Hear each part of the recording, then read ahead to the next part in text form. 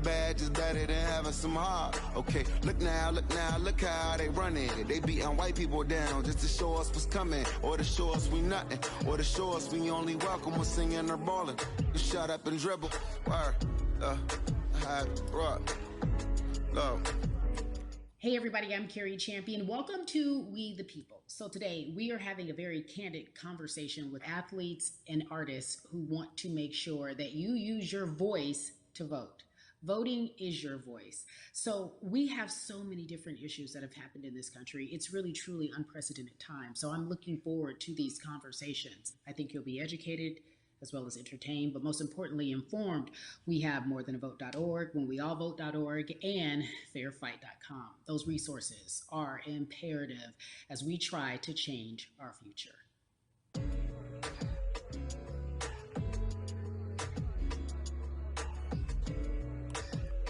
Yeah, la. There's no way that we can talk about hip hop or even the fact that we want to talk about activism, black voter suppression, without bringing in this guy straight from Port Arthur, Texas. We are talking about Bun B. He is an activist, a scholar, and an all-around gentleman. Thank you so much for spending some time with us. Bun, I don't want to start heavy, but I guess I have to, because that's where we are in the world today. It's heavy as hell. And when you think about what needs to happen in this country in terms of change, what's the first thing that you think of? Equality. That's pretty much the first thing that comes to mind, right? Black people need to be seen as equals in this world. You know, we had to fight just to be recognized as a full citizen in this country and not 3/5. The world is now seeing what we've known for so long in the culture and in the community. The one way that we can fight is obviously voting. Talk to me about what voting means to you. I hear people all the time talking about one vote doesn't matter and that voting doesn't make a difference. If that's true, why do they work so hard to suppress the black vote? Because they understand the power of the vote. And so it's time that black people collectively also understand the power of their vote. And not just on a national level, because a lot of times we only have this conversation every 4 years. People need to be very much involved in their local politics. They need to understand who their elected officials are, where they stand on issues that affect you. And you need to use your vote to either support the ones that care about you and your condition, or to elect people who do. A newer initiative that we're dealing with is educating felons, right? So in the state of Texas, if you're a felon, right, if you've been to jail or to prison, but you're no longer on probation or parole, you have the right to register to vote. Another thing that was just brought to my attention, there's an initiative called Orange, which is happening not just in Houston, but all over the country. If you're in jail currently during pretrial, but you have not been convicted, like you're still in jail waiting for your day in court, you are still eligible to vote. And you said something so key. They work so hard to hope that we stay uninformed, but more importantly, to suppress the black vote. If you could do one thing with this message that we're trying to send today about how important voting is, what type of images would you like our people to understand and see when they go to these polls and vote, or when they cast their ballots? I think the images that we've all seen, you know what I'm saying, for decades in this country, if not centuries in this country, we've seen black people oppressed. We've seen black people attacked. So every time you look back and you see those old black and white images of people of color being attacked by dogs and people of color being sprayed with hoses, that's what they were fighting for. Back then, they were just fighting for a chance to vote. People like Martin Luther King Jr., people like Malcolm X, these people died to help us be in a position to have the power that we have now, which is to be able to cast a vote and make a decision about the people that have controls over our lives. So, I mean, if you in your own community need a reason to vote, look at a person like George Floyd. If the people in your city are not open to police reform, are not open to having a conversation about defunding the police, are not open to issues concerning economic equality, judicial equality, and racial equality, right? If they're scared to say Black Lives Matter, you have the power to put people in those positions who do believe that Black Lives Matter, who do believe in racial equality, economic equality, judicial equality, right? Who see us as human beings. And if the people in your community don't feel that way, vote them out. It's that simple. It's just vote them out. We don't have enough time to sit around and hope that people change their minds. Yeah, Bumby, you point out something so important. We have the power. And that is in our vote, and that is with our voice, and that's how we use our voice. I think of where we are right now. People say this is a particular moment, but it is a movement, not just a moment, it is a movement. Why, in your opinion, was it George Floyd's death, why was that the chosen brutality for people to say, oh my God, Black people are still oppressed in this country? And it is not fair. I think it's twofold, Carrie. And so many different encounters between people of color and the police, there simply is no proof of what happened in the interaction. And so what happens is in a court of law, it tends to lean towards the policeman's point of view, right? In this case, we saw very clearly what happened. I think the other thing is due to the fact that everyone was at home, basically, during this time period in relation to the coronavirus, you couldn't avoid it, right? It was on every television station. It was on every social media platform. Everywhere you turn, you were constantly hit upside the head with this message. You see in the interaction that this man did nothing to deserve what happened. That's right. I think that's so well said, because if you think about it, in the grand scheme of things, it wasn't worth it, and he didn't have to lose his life. I think that you touched on something that a lot of people talk about, and that is now defunding the police. That has been such a huge conversation, but there's so many misconceptions around defunding and dismantling. If you will, educate the audience. All right. So most people, when they hear the term defund the police, they tend to think of, oh, they're going to take away our police department. Nothing could be further from the point. Defunding the police means that in certain communities, even Houston, take for example, we had over $1 billion allocated to our police force. Now, what is that money being used for? Some of that money tends to be allocated towards riot shields, right? Pepper spray, right? That kind of thing. That's only used against the people that fund this budget, right? So why would the people want to supply the police with the means to oppress them? If the police are concerned about the situations in certain communities with a higher crime rate, well, higher crime rates tend to happen in communities where there's not employment opportunities, right? There's not a lot of social services, and people are going to do what they need to do to take care of themselves and their families. When the community has more opportunities for employment, more opportunities for upward mobility, then they tend to be less of a strain on the government. They tend to have a lower crime rate. And because of that, we'll have less need for the police in those communities. You are passionate about so many different things in terms of making sure that we are holding our leaders accountable. Talk to me about some of the other projects that you're working on. Well, right now, obviously, being a part of More Than a Vote is essential. We're dealing with primaries in this country right now. And we just want to educate people. We want to inform people because people are tired, they're angry, they're concerned, and they want information and they want action. And so we want to make sure that we give them the right information and lead them in the right direction. And we thank the people that do not look like us for standing with us right now, because it's very important that people who aren't Black be involved. Because if Black people could have gotten rid of racism, we would have done it hundreds of years ago. And so I'm trying to use my voice and my platform just to let people know that if they feel like I do, there's a number of places they can go to enact change in their community. People need to know about how their city council runs. They need to know that they have the ability to speak when city council meets, to let them know that that's not the way that they feel their city needs to be run. Those are not the places that they feel the money of their community needs to be allocated. And Bubby, even a step further, they can run for office in their local community. They can run for positions. Like, people act like they leave it up to somebody else. If you're upset, it's not hard to get on the school board. It's not hard to be a part of the city council. It really isn't. And depending on how small your town is, you could be a mayor. The power is with the people, and we need to just know that that's happening. Absolutely. And it's always been with the people. You know, if you look at Trayvon Martin's mother, Sabrina Fulton, right? She felt that there was a system of racism and a system of oppression that led to her son's death.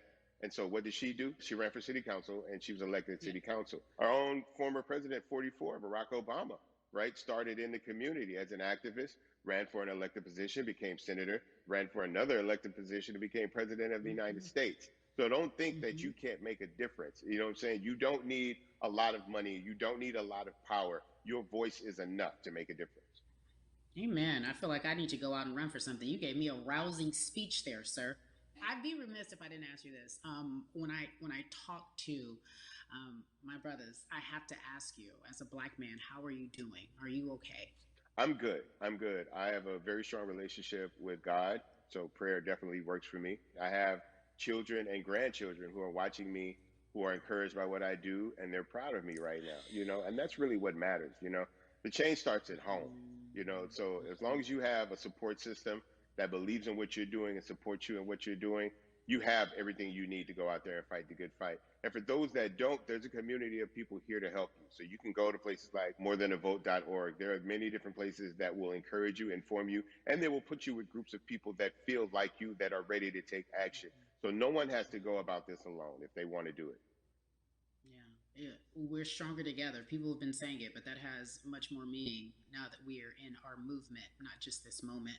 Bumby, it has been an education, always a pleasure. Thank you so much. I appreciate you. Keep fighting the good fight. Keep up the good fight.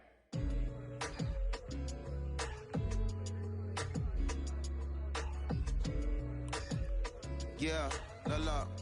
So our next guest, I have to admit, I'm a fan, but there are so many different people that we could talk to, and I thought it was so imperative that we speak with her. You know her as Molly on the huge, successful show Insecure, HBO's Insecure. She also has a comedy special highlighting her Nigerian roots, and she's an amazing podcaster. Let's welcome in Yvonne Orji, everyone. You have such a beautiful way of making things funny, giving us our medicine with some candy, right? The humor and the healing. You bring all of that to your space. And right now, as you look across this country and how everyone is so broken and so upset, if it's not social injustice, it's the pandemic, it's depression, it's unemployment, the list goes on and on. How are you doing, quite frankly? You know, I'm rediscovering self in a way that is hard, but necessary, that will lead to ultimate joy. I know it sounds like a lot, but no, I think I personally think that God put all of us on a global timeout. Like we just, America hasn't done as good as other people when it comes to timeouts because everyone else is out playing at recess, and we're still in the principal's office hoping and wishing we can come out. But I think that if we settle into the timeout and really learn the lesson that we're supposed to learn from this season, I think we'll emerge better. We'll learn how to play well with others in more ways than one.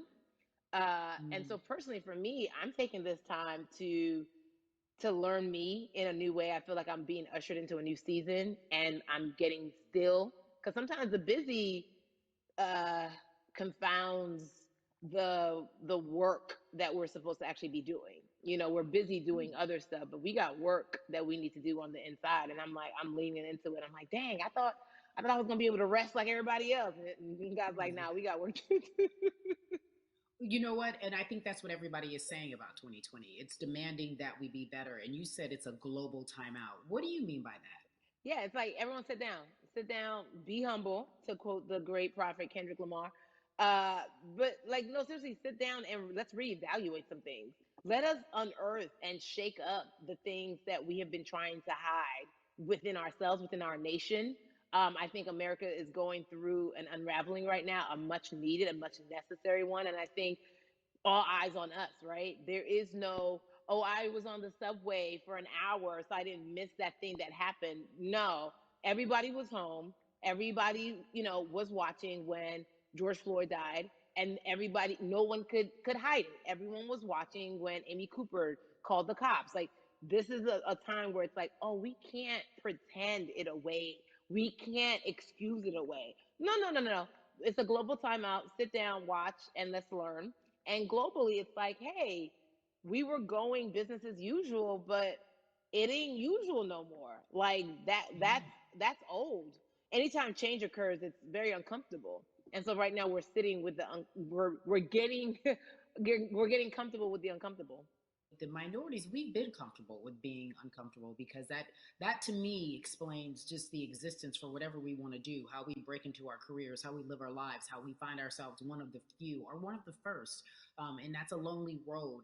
When you look at, and when you talk about this global timeout, everybody had to pay attention to Amy Cooper. Everyone had to pay attention to George Floyd. How is that helping us as a people, as a country, during our global timeout? I think, well, one, we're not minorities, Carrie. You already know it. It's like these labels that they put on us. It's like the same way of saying like black on black violence. Also, there's no white on white violence. It's branding. Yeah, right. It's all branding. Yeah, you're right. It's like white people kill white people every single day. So no, there is no black on black violence. And if you say black on black violence, well then let's brand white on white violence. Like I watch Investigation Discovery. Ain't too many of us being featured. So, I just even like, but to answer your question, what does that do? I think what everyone expected is what has happened in the past when the world was still open, right? In that, okay, you had everyone from Trayvon Martin to Castillo to Sandra Bland. You had all of these lives lost, and Black people made some noise. We rioted, we got out in the streets, we started the Black Lives Matter movement, all of those things. And then white people kind of just like, oh, let's give them something. And then it's just like, is it over? It's like Oscar is so black. Okay, good. We gave some Oscars. Are we good now? Like, are we even? And it's now it's just like, oh, no. This is not about like a band-aid. It's like, yo, we might have to amputate the leg a little bit, but it's all right because by amputating the leg, we're gonna save the body. And so I think that's what's happening now. Like, America is realizing, like, oh, Black people aren't just making a little bit of noise. Like, the protests are still out. The conversations are still being had. The change is still being demanded. And I think they're seeing, oh, this is not going no way. And no, it's not, because we need systematic change. What a beautiful way to explore what is happening and describe our country. We might have to amputate the leg, but that's to save the body. That's what's happening right now. That's beautiful, Yvonne. And to that end, I have to ask you this, because the way that we do that, we use our voice. And our voice right now in this world, in this country, is our vote. And everyone talks about voting and how important it is, but I feel like more than ever, we understand that it's not just about voting every 4 years for the man in office. It's about your local elections. It's about the mayor. It is about the district attorney, the people who have the power to bring charges against police if police brutality is an issue in your community. If you care about your school district, you can run for the school board. I ask this of you, right? Your parents are from Nigeria. You are Nigerian. You talk about that very lovingly. What does voting mean for you? I think voting is power. I remember, I became a naturalized citizen back in the 90s when, because I was still a minor, my mom naturalized, and so we were able to do it under her. And just even that power of like, we are American citizens, and all the access that we have by being citizens, one of those accesses and those access to power being voting, it's a big deal. It's a big deal because not only do we have the opportunity to be in this country, but now we can be of the country. We can be of the systems. We can be of the rules. We can be of what it actually affords. But I think going back to your earlier comment about just the setup of systems, I think we are done a disservice. Either it's schools or whatever it is, and I'm not putting teachers on blast. I think teachers do a phenomenal job, but for some reason, we do not, and give them all the raises. I know too many parents who are like, this child of mine, I do love them, but hey, where can I drop them off? And I do think that there's a disservice done because, again, when we talk about them, to your point, we talk about every 4 years. It's important to vote for the presidency. We don't realize, like, oh, snap, we actually can vote about, like, how much our libraries get. It's like small things like that, but they make a big difference. When you think of voter suppression in this country, what does it look like for you? It's the systems. When we talk about voter suppression, we also talk about systematic racism, right? It's all the systems that set up. And we've normalized, okay, maybe your job will give you a half day, or maybe, you'll be able to get this luxury. It shouldn't be a luxury. It should be built into the system. It should be built into the fabric of how we vote. But maybe you'll be able to get this luxury in order to enable you to go vote. Think about everything disenfranchised, marginalized Black person has to endure in a day. So in a day, you need to get to work. If something happens to your car, if something happens to your child care, if something happens to, there's so many factors along the way that can send you into a tailspin as an American. And then you add on as a person of color. If you're just trying to get to vote and you already have to go through all of these hurdles and hoops in your everyday life, imagine the one day when your voice really is supposed to matter the most in this country. But then you also see all the times that you tried to have your voice matter, and then it's been shut down, repressed, told it doesn't matter. And then you're kind of like, what's the point? How do we keep hope though? If I'm watching this right now, How do we as a people stay hopeful? How do we believe in the promise that these quote unquote forefathers have given us? Because have you met black people? By default, like hope is infused in our DNA. Like you know what I'm saying? Like by like if we haven't been broken now through be it through You're right. slavery, through Give capitalism, it to me. through Give it through to me. colonization, through Yeah, segregation, you're right. through I mean, listen, the history of black people in this country is at one point we were 3/5 people. Mm-hmm. That's it. At one, That was a written law. And look at us now. We are whole. We are black girl magic. We are black boy joy. We are, you know what I'm saying? mm-hmm. What I think about in terms of giving us hope, right? We're making a lot of people nervous right now, Carrie. We're Of making a course. lot of people Ben, nervous right now because they're like, dang, we put all these obstacles in their way, and these jokers are resilient. But that should give us hope. That should give us hope that like we can't stop, won't stop. I mean, I went to the school of Diddy. You know what I'm saying? Hashtag, Harlem shaking it right now. Can't stop, won't stop. And I think that's our motto. We can't stop voting and we won't stop voting. We can't stop marching and we won't stop marching. We can't stop thriving and we won't stop thriving. to that end, because you led me directly there, I've been asking everyone who's appeared on this platform, what does activism look like? And I feel like back in the day, we had an idea. Yes, it is marching. Yes, Yeah. it is protesting. Yes, it is speaking out against things that we feel are not right or unjust. But talk to me about what activism looks like for Yvonne Orji. Listen, activism, I think the beauty of activism is that it has many faces, right? You're going to have the people on the front lines. Like, you know what? Martin Luther King marched, but there were a lot of women who were in the homes like, hey, BT Dubs, when they come back, this is how we support all the people who are marching on the front lines. And we're going to be here doing what we know to do best here. And you know what? Somebody needs to bail them out of jail so now we need to be in the community, getting money or whatever it is. So it's like everybody has a position to play. And so play your position like a shortstop, bruh. So whoever you are and whatever you do, play your position. So activism could look like, you know what? I'm not the one that's built to be on the front line, but you know what? My pockets go deep, so I'm gonna support the people on the front line. I'm a comedian. Black joy is a form of activism.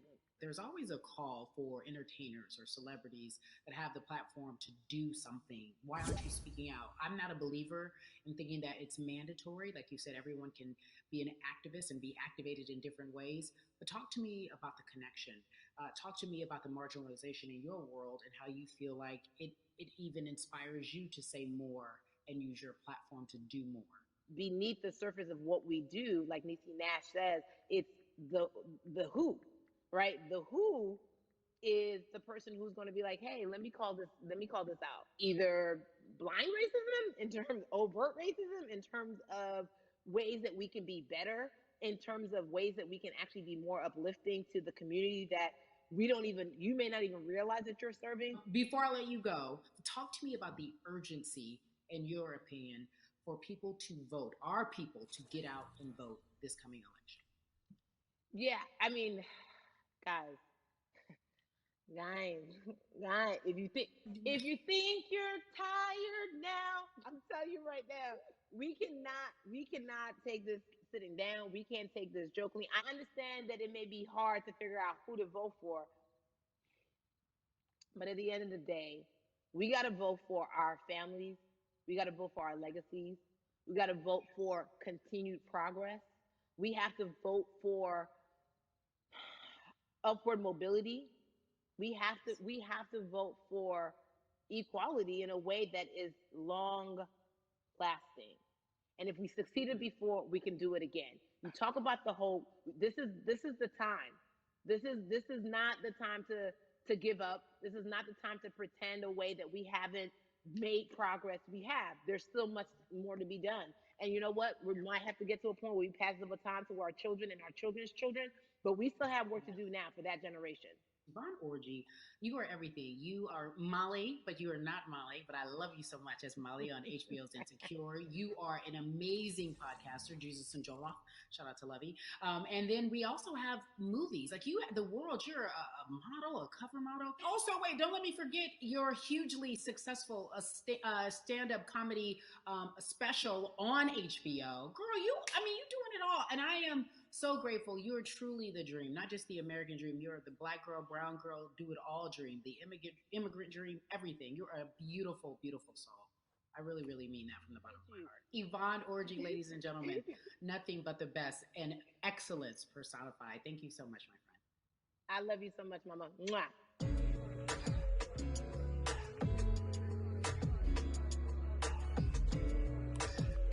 Yeah, la la. So Atlanta has been one of the hotbeds in terms of political unrest and social injustice. We've seen so much happen in that city, and we've also seen so much come from that city, including one of our very own founding fathers of the civil rights movement, and that's Martin Luther King Jr. But right now, we want to welcome in someone who has used his platform to talk about voting, to talk about racial injustice, and how he's trying to help. Atlanta's very own Russ joins us now on We the People.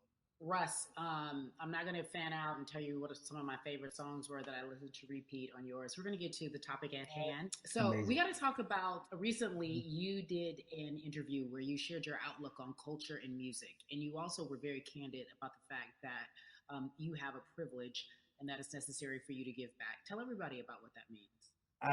It's very obvious, I'm white and I'm in Black culture and I'm benefiting financially off of it. So I feel like if you're a white person financially benefiting off of Black culture, you have to put finances back into Black culture.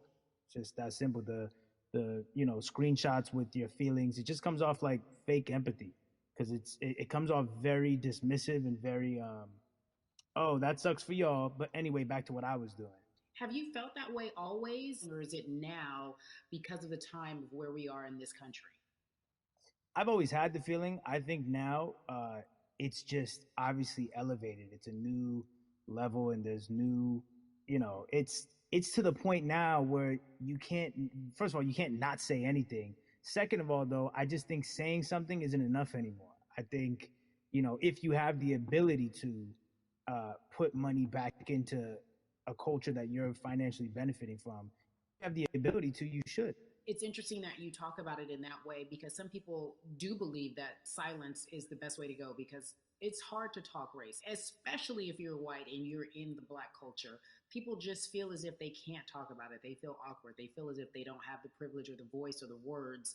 How do you find yourself right now in terms of interacting with people when they want to talk to you about social injustice, police brutality? What's going on in this country right now? Well, first of all, picking and choosing whether you want to be silent or not about race, that's a privilege in and of itself. But no, I mean, I try to just do my best to listen to the Black people around me and the educated Black people I have in my life. So I do my best to not act like I have all the answers for everything, especially in a culture that I'm not from.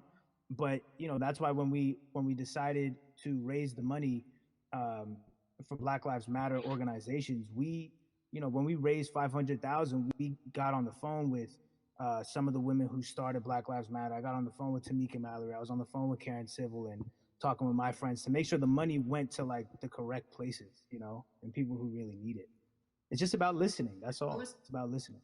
Let's talk about that for a moment because the way I think of activism, for me, it looks very differently. It's not necessarily just protesting on the front lines. I think that's great.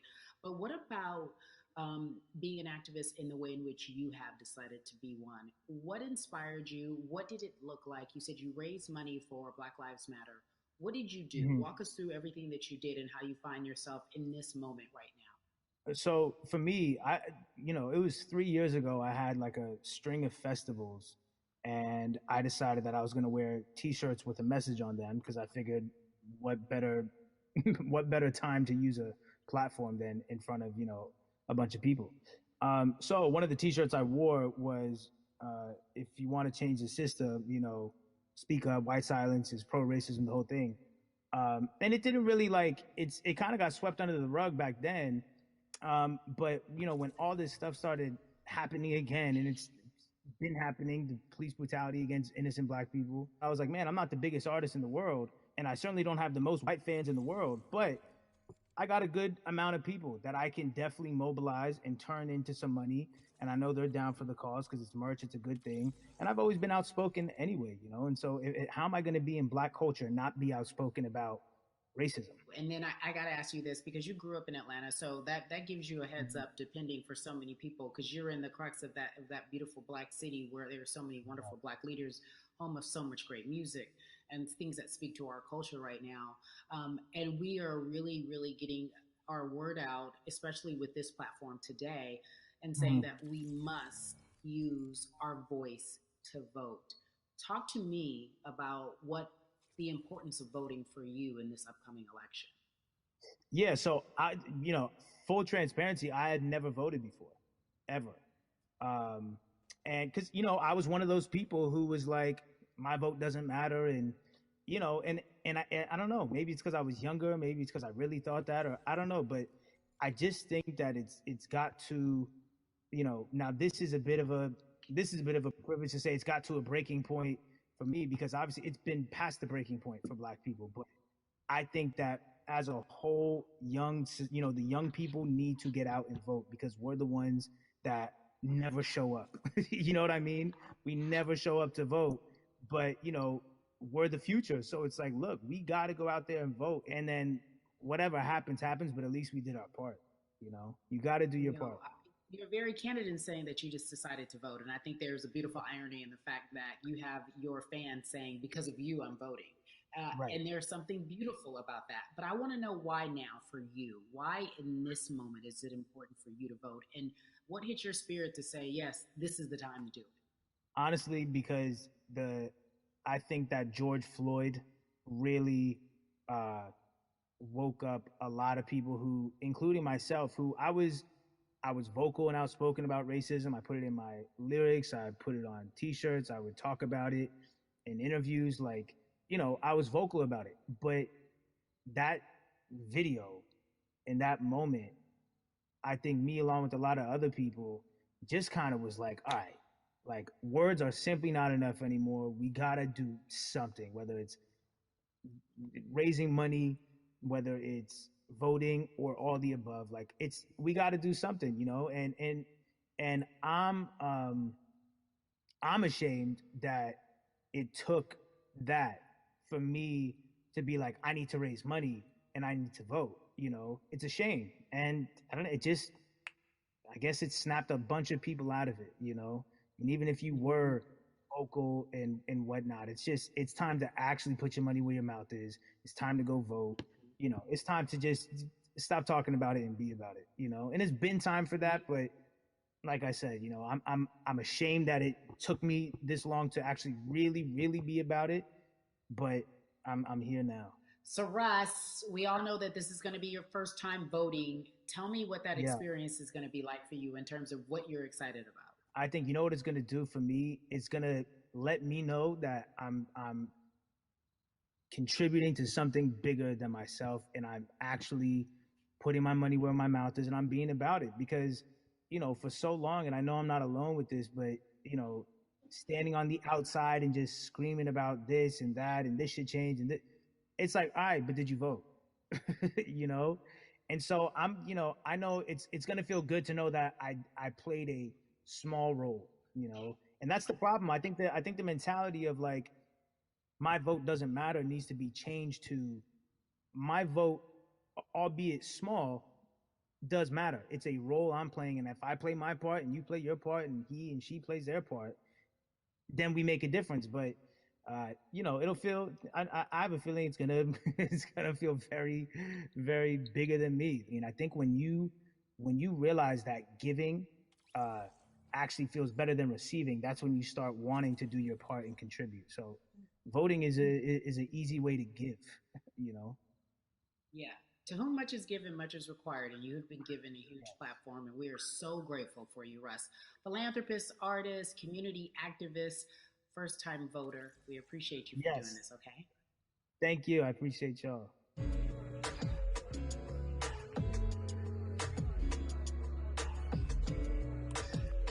Yeah, la la. So, cities like Atlanta and Chicago have been at the forefront of the discussions, especially now in this country when we're talking about COVID 19 and systemic racism, as well as police brutality and what we can do in this country. Again, we're continuing our conversation, letting you know that your voice is your vote and your vote is your voice. We can change where we are in this country. Currently, I'd like to welcome in Chicago Cubs right fielder Jason Hayward. I appreciate you.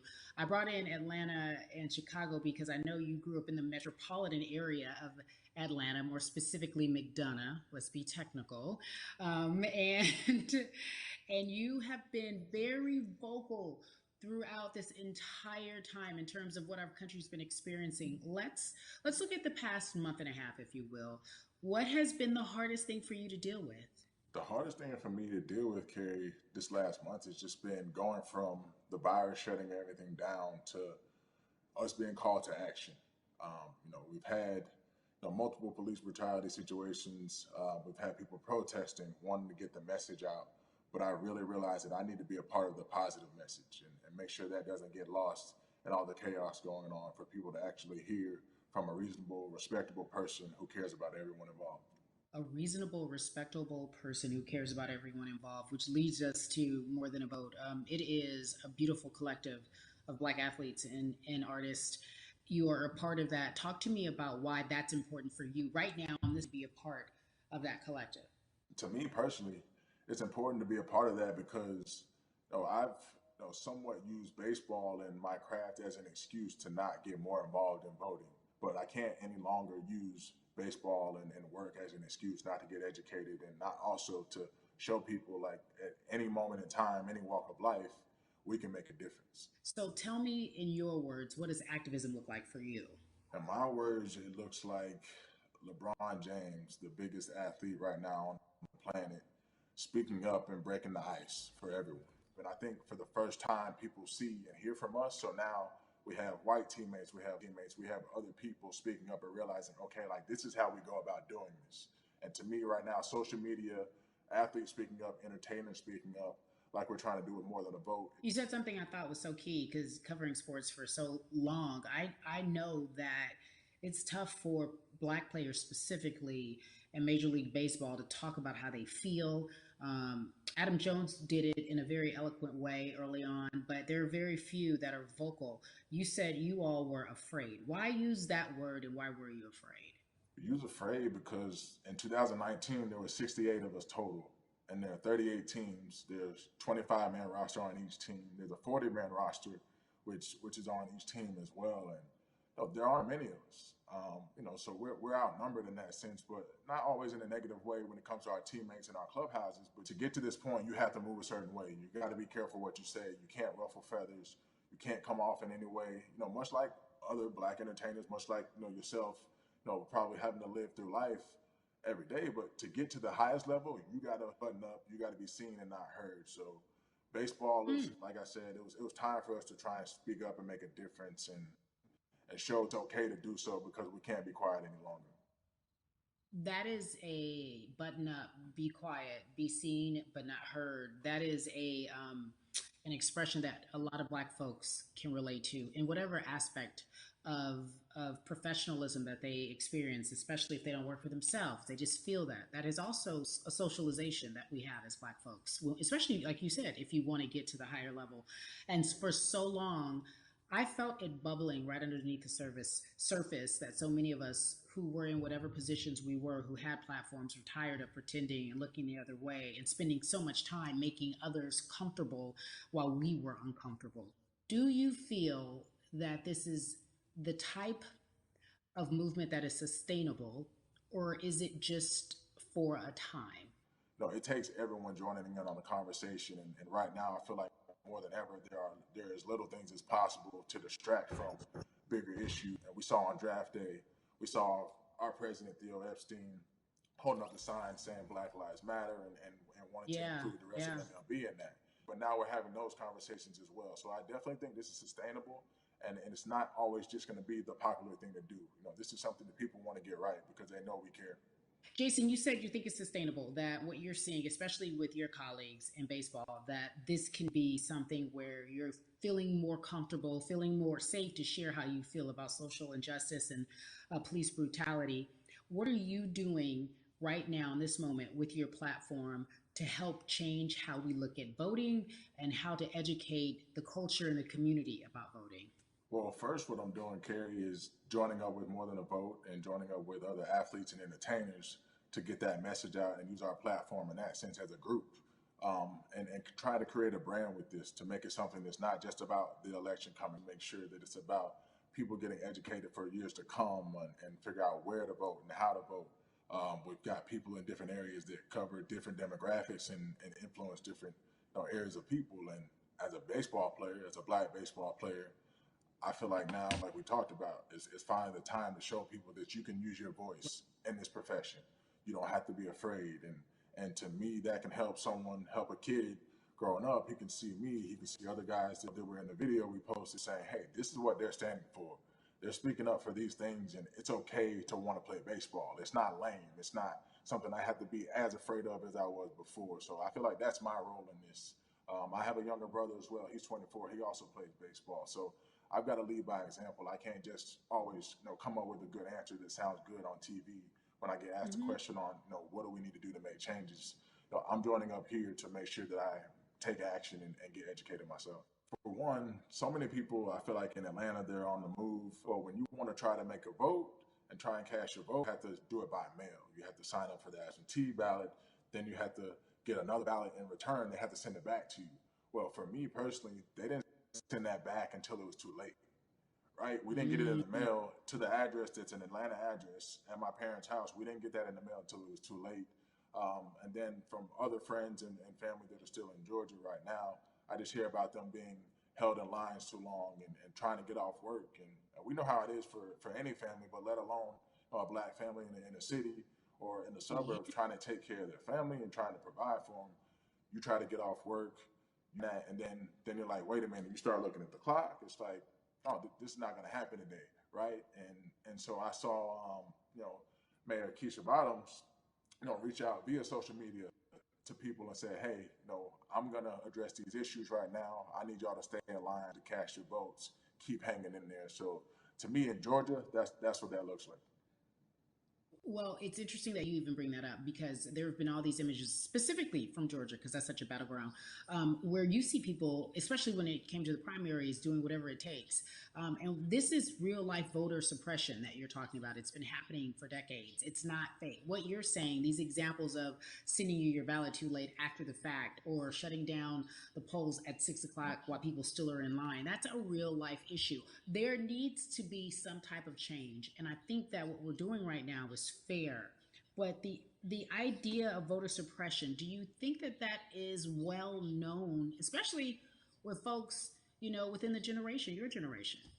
I think it's known in our communities, right? I don't think it's spoke on enough. I don't think there's been enough light drawn to it. Bring it to light.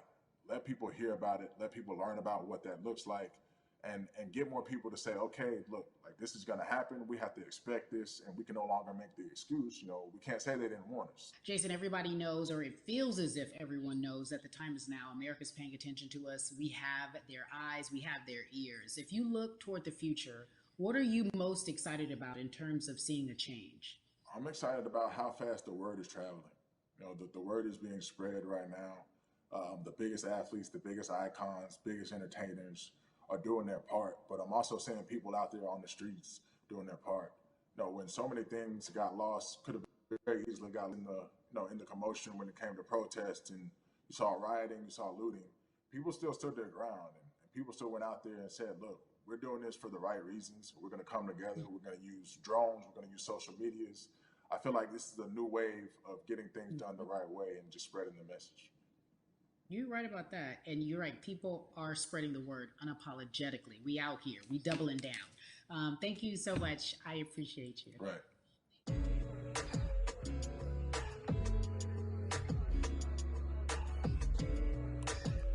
Yeah, la.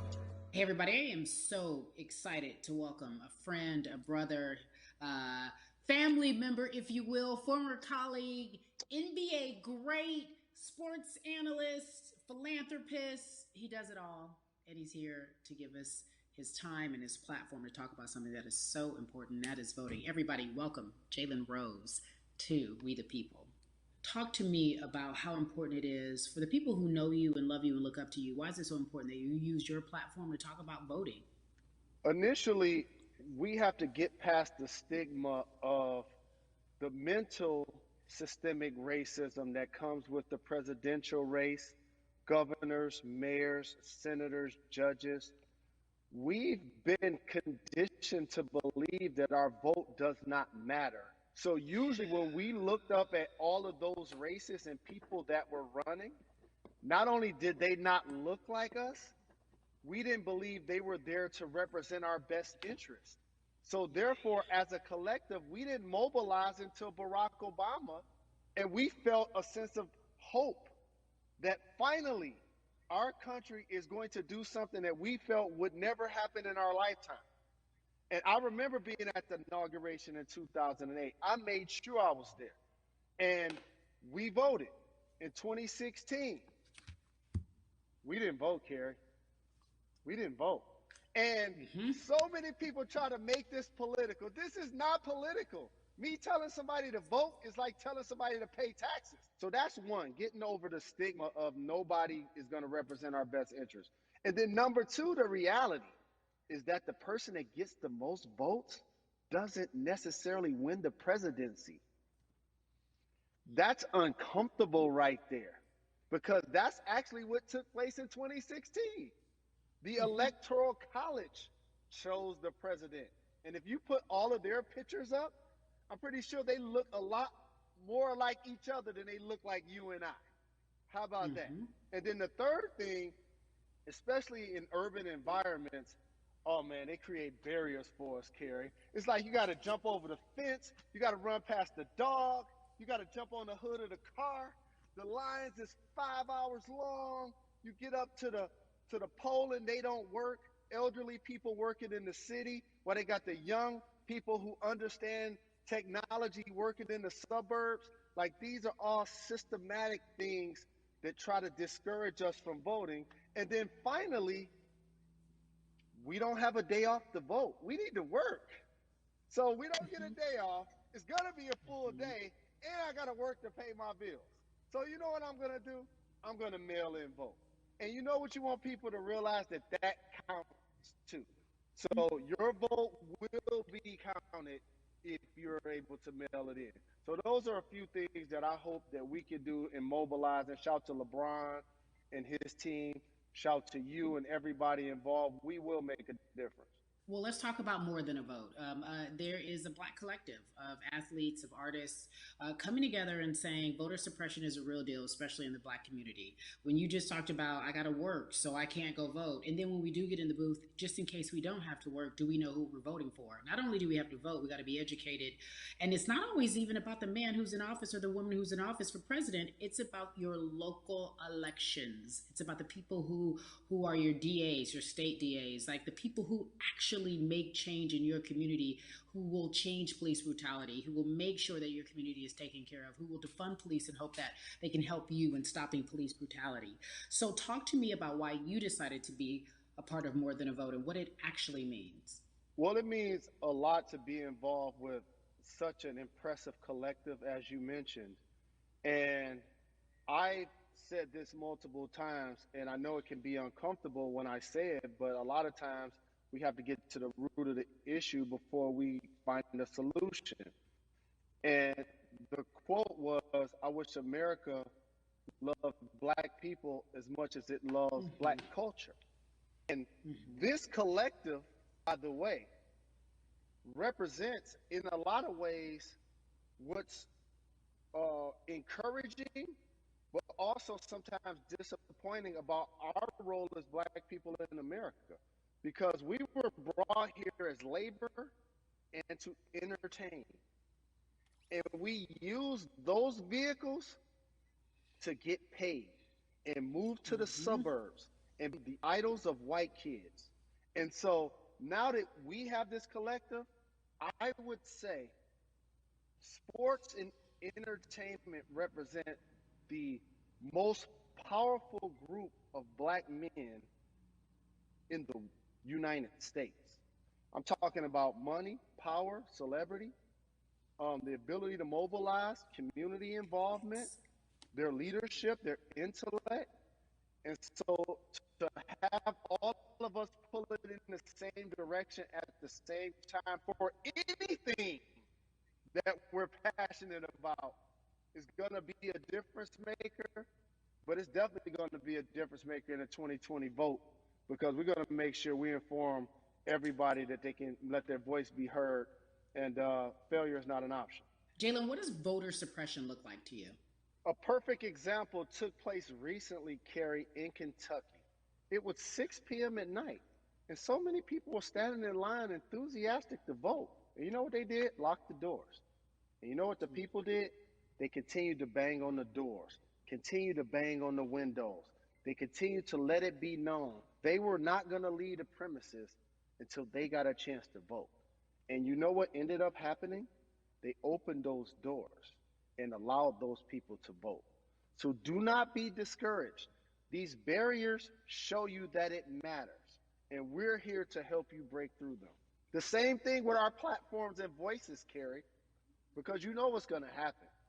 At some point, Breonna Taylor is not going to be trending anymore. People are not going to be protesting anymore. But it's still up to us to keep making sure that our voices get heard, and this is one way to do so. Right, and that is a form of being activated, being an activist. It doesn't have to be protesting. It doesn't have to look like what you think traditionally activism looks like. It's voting. It's that simple. We now have to understand, like, this is a critical mass moment for this movement to continue to hold up as much steam for as long as possible. And that's what this collection is going to hopefully allow for that situation to happen. Jalen, in today's age of technology, it should be easier to vote. No doubt. It's like we call these devices smartphones, but yet I can't vote from it. All of the things that we do in our lives are in our phone. All of these barriers are things that people will need to overcome in order to create a level of enthusiasm to vote. And again, this is not political. It's your right to do so. And there's so many times where you feel like somebody may have gotten done unjustly in your community. Pay attention to who the judges are, who's running for Senate, mayor, governor. Pay attention who's running for president. And let's make sure in 2020 we make a difference. Why is more than a vote so important and invaluable in our community right now? Well, because right now, I think we have an opportunity to let our voices be heard louder than ever. Anytime you see the mobilization of white kids holding Black Lives Matter signs, that means there's a breakthrough. Now, what happens with that breakthrough is the next step. You're going to look down in your email, Carrie. You're going to see all of these companies telling you how they're going to work on their diversity, how they're looking themselves in the mirror. They need to make change. Just like in sports, right? Look on the field, on the court, all those black players. Further you get up, it's like altitude or a ladder. It gets thinner and thinner. And so a lot of people talk about the system being broken.